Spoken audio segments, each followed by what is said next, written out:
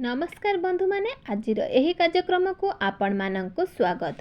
आजिर एही कार्यक्रमटी वृष राशि व्यक्ति विशेष मानंक पई बहुत गुरुत्वपूर्ण अटे तो बहुत ही खास अटे। तो बंधु माने ए 13 जुलाई ठारू शनि बक्री हबाकू ही जाउछंती।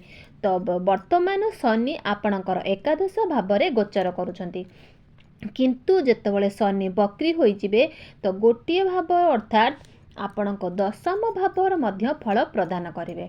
तेबे शनिकर एही बक्री हवा प्रभाव रे आपणक जीवन रे केउ सब प्रभाव पकाइबो, शनि आपणको केउ सब शुभ फल प्रदान करिवे, केउ सब अशुभता प्रदान करिवे, से सब आपणक जीवन रे को नुआ मोड़ आसीबो, सेही विषय रे आमे आज ए वीडियो रे आलोचना करिबा।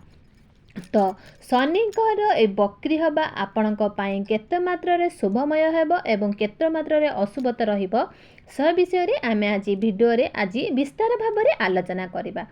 सेथि पई आपण माने वीडियोटी को स्किप न करी थरे मात्र शेष पर्यंत देखंतु एवं आपणकर जदि वृष राशि होइथाय तेबे वीडियोटी को लाइक करी चैनल टी को सब्सक्राइब करि दियंतु।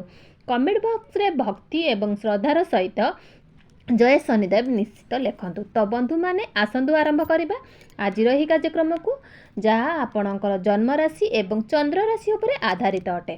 तो राशि चक्र द्वितीय राशि होची वृष राशि। तो सर्वप्रथमे आसंतु जानि नेबा आपणक वास्तव रे बक्रीर अर्थ कोन। तो बंधु माने आपण माने तो जानिथिबे जो नवग्रह रहिचंती से माने सूर्यंकर परिक्रमा करिथांती एवं प्रत्येक ग्रह मानकर एक निर्दिष्ट गतिविधि भी रही अछि। सेही गतिपथ रे सेमानक सूर्य को प्रमाण करिथांती।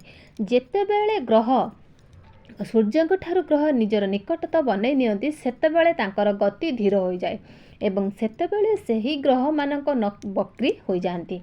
तेबे बंधु माने वर्तमान शनि आपणकर एकादश भावरे विराजमान अछंती। एकादश भावटी होइथाय आपणकर लाभर स्थान, इच्छा वृत्तिर स्थान।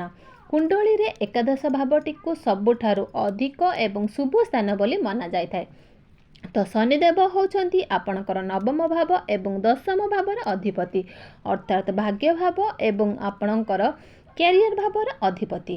तेबे नवम एवं दशम भावर अधिपति होई शनि आपणकर एकादश भाव उपरे गोचर करूछंती एवं 13 जुलाई को जेतेबेले शनि बक्री होई जिवे तो आपणक जीवन में बहुत बड़ परिवर्तन आसीबाकू जाउची। तेबे 13 जुलाई परे शनि जेतेबेले बक्री होई जिवे तो पूर्वरु जदि आपणकर किछि जिनिस किनिबा पई चाहुचंती किंबा आपण कोनोसी इच्छा थिला जहा आपण ताको पूर्ण करबा को चाहुतिले, जदि कोनोसी आपणकर रिजल्ट थिला ड्रीम थिला से जहा भी आपण करबा को चाहुतिले तो एही 13 जुलाई रु 27 नवेम्बर मध्य रे जे पर्यंत सक्रिय बक्री रहिबे सही समय रे आपणकर इच्छा निश्चित पूर्ण करिबार अधिक संभावना रहुची। जदि आपण अनेक दिन धरी माने किणा किणी करिया पई प्लानिंग करूथिले किंतु ता करि पारु नथिले तो एही समय मध्य रे सही जिनिस किनिबार आपणको सुजोग मिलिबो।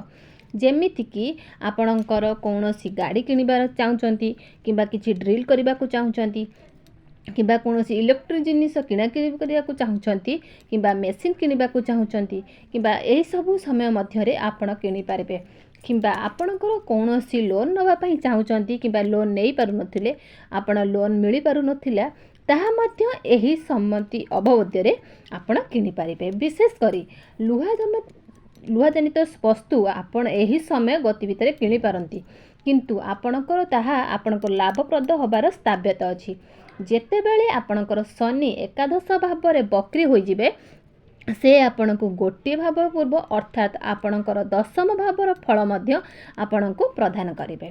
जेतेबेले भी आपणकर कोनोसी शनि बक्री होइथांती जे जेउ स्थान रे बक्री होइथांती तो पूर्वर भावर फल आपणको प्रदान करिवे।